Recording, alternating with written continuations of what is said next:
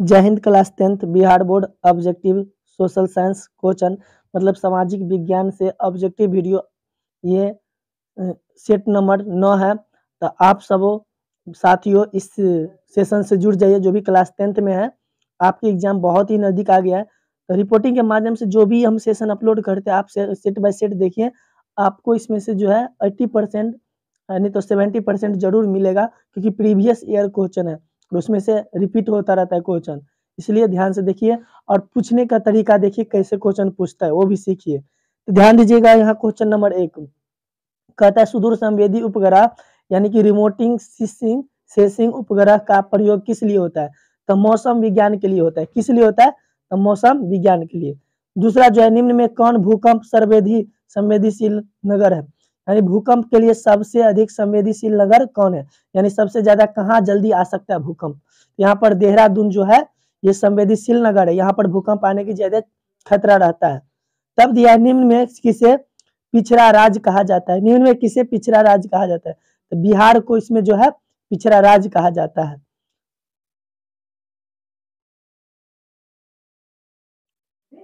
अब दिया है कि भारत में वित्तीय वर्ष कौन कहा जाता है? भारत में वित्तीय वर्ष 1 अप्रैल से 31 मार्च 1 अप्रैल से 31 मार्च तक जो है वित्तीय वर्ष। वित्तीय वर्ष का मतलब क्या होता है? जैसे अपना लोग का 1 जनवरी से 31 दिसंबर चलता है, अपना लोग नया साल 1 जनवरी को मनाते हैं, लेकिन भारत देश के हिसाब से जो यहाँ पर कैलेंडर चलता है उसके हिसाब से जो है 1 अप्रैल 31 माने 1 अप्रैल को मनाया जाना चाहिए। क्या जनवरी माने कि 1 जनवरी जो मनाते हैं ना नया साल 1 अप्रैल को मनाना चाहिए, 31 मार्च को खत्म। तो भारत देश के हिसाब से जो है भारत में वित्तीय वर्ष 1 अप्रैल से 31 मार्च तक होता है, ध्यान देंगे इसको। हाँ, अब दिया है 5 नंबर क्वेश्चन। 5 में दिया है निम्न में से कौन सी एक बात लोकतांत्रिक व्यवस्था के अनुरूप नहीं? निम्न में से कौन सी एक बात लोकतांत्रिक व्यवस्था के अनुरूप नहीं है? यहाँ पर जो हो जाएगा आपका 5 का डी नंबर, बहुसंख्यक का शासन लोकतंत्र के लिए सही नहीं है। ये सभी ठीक है। कानून के समक्ष समानता, स्वतंत्र निष्पक्ष चुनाव सही है। तब दिया है उत्तरदायी शासन व्यवस्था, ठीक है, लेकिन डी नंबर ये सही नहीं है। इसका मतलब है जो जिसकी संख्या ज्यादा उसी का शासन, तो ये बात गलत ना है, उसमें कौम जाति वाला कूटा जाएगा, तो यहाँ पर ये अनुरूप नहीं है। 6 नंबर क्वेश्चन, लोकतंत्र की सफलता निर्भर करती है निर्भर करती है। ए नंबर है नागरिक की उदासीनता पर, नागरिकों की गैर कानूनी कार्रवाई पर, नागरिकों के विवेकपूर्ण सहभागिता पर, नागरिकों द्वारा अपनी जाति के हित की रक्षा पर। यहाँ पर जो दिया है 6 का नागरिकों के विवेकपूर्ण सहभागिता पर, सी नंबर इसका ऑप्शन हो जाएगा। क्या हो जाएगा? सी नंबर। 6 का हो जाएगा सी नंबर, ध्यान देंगे सी नंबर।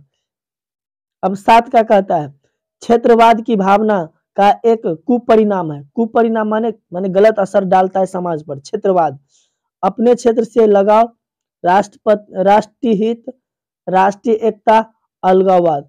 तो यहाँ पर इसका जो हो जाएगा अलगाववाद, ये जो है क्षेत्रवाद की भावना को कुपरिणाम कर दे। जैसे बिहारी उत्तर प्रदेश वाला से जलेगा, लड़ाई करेगा, है ना, तो दोनों में क्या हो जाएगा? दिक्कत हो जाएगा, बिहारी में और इसमें दिक्कत हो जाएगा, इसके लिए राष्ट्र के लिए खतरा हो जाएगा। अलगाववाद ये गलत है। अब दिया है 8 नंबर में कि कोयला है अनवीकरणीय संसाधन, यही हो जाएगा, कोयला है अनवीकरणीय संसाधन। चलिए आगे बढ़ेंगे। 9 नंबर क्वेश्चन कहता है दीर्घकालीन ऋण प्रदान करने वाली संस्था कौन है? दीर्घकालीन ऋण प्रदान करने वाली संस्था कौन है? तो भूमि विकास बैंक। कौन है? भूमि विकास बैंक है, दीर्घकालिक ऋण देता है। 10 नंबर आर्थिक विकास का तीसरा क्षेत्र है। आर्थिक विकास का तीसरा क्षेत्र सेवा क्षेत्र। आर्थिक विकास का तीसरा क्षेत्र सेवा क्षेत्र, शिक्षा क्षेत्र, विज्ञान क्षेत्र, कृषि क्षेत्र। यहाँ पर वैसे सेवा क्षेत्र हो जाएगा, 10 का डी हो जाएगा। शिक्षा भी वैसे सेवा क्षेत्र में आता है, लेकिन यहाँ पर 10 का डी लगाएगा तब सही रहेगा। नई आर्थिक नीति में किसे सम्मिलित किया गया? नई आर्थिक नीति, एनईपी, नई आर्थिक नीति न्यू इकोनॉमिक पॉलिसी, एनईपी है ना, एनईपी इसी को कहता है न्यू आर्थिक नीति, न्यू इकोनॉमिक पॉलिसी। इस कब लागू बना, मतलब 1991 में इसका कानून बना था। कब? 1991 में। तो नई आर्थिक नीति में किसे सम्मिलित किया गया, किसे सम्मिलित किया गया? तो उदारीकरण, निजीकरण, वैश्वीकरण, इनमें सभी। ऑप्शन डी हो जाएगा, इनमें सभी। इसका ट्रिक है याद करने का, एलपीजी है ना, लिबरलाइजेशन, प्राइवेटाइजेशन, ग्लोबलाइजेशन है ना, उदारीकरण, निजीकरण और वैश्वीकरण, एलपीजी। तो इनमें सभी हो जाएगा, इसका क्या हो जाएगा? इनमें सभी। चलिए 12 नंबर उपभोक्ता द्वारा शिकायत करने के लिए आवेदन शुल्क कितना लगता है?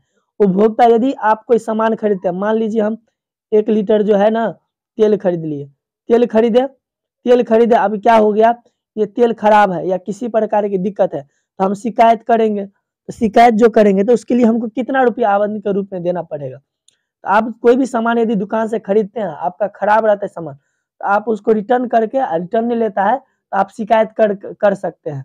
तो आपको जो है 50 रुपया, 70 रुपया, 10 रुपया, इनमें से कोई नहीं, इनमें से कोई नहीं इसका आंसर होगा, कोई चार्ज नहीं लगेगा आपको, इनमें से कोई नहीं।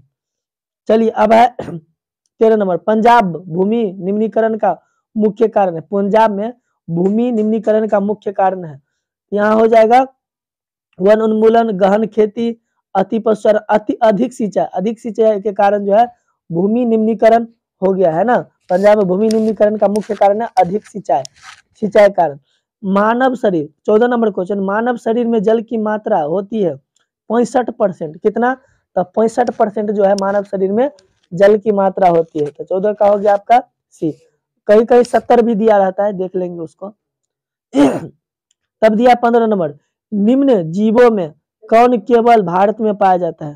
तो डॉल्फिन जो है निम्न जीवों में कौन सिर्फ भारत में पाया जाता है? तो आपका हो जाएगा डॉल्फिन। डॉल्फिन जो है सिर्फ भारत में पाया जाता है। कौन नदी में? तो गंगा नदी में। डॉल्फिन किस नदी में? तो गंगा नदी में जो है बहुत ज्यादा मात्रा में पाया जाता है। अब देखिए 16 नंबर, सीमेंट उद्योग का प्रमुख कच्चा माल है। सीमेंट उद्योग का प्रमुख कच्चा माल क्या है? तो चूना पत्थर हो जाएगा इसका ए। 16 का हो जाएगा आपका ए। चूना पत्थर क्या है? तो प्रमुख है। हिंद चीन पहुंचने वाले प्रथम व्यापारी कौन थे? तो पुर्तगाली थे। कौन थे? तो पुर्तगाली। तो 17 का आपका हो जाएगा सी नंबर। तब कहता है सविनय अवज्ञा 18 में, सविनय अवज्ञा आंदोलन कब शुरू हुआ? 1930 में। सविनय अवज्ञा आंदोलन कब शुरू हुआ? तो 1930 में जो है सविनय अवज्ञा आंदोलन शुरू हुआ। तो आपका 18 का हो गया सी नंबर या बी नंबर। चलिए 19 नंबर क्वेश्चन देखेंगे। 19 नंबर क्वेश्चन कहता है राउरकेला लोहा इस्पात उद्योग है ओडिशा में, झारखंड में, मध्य प्रदेश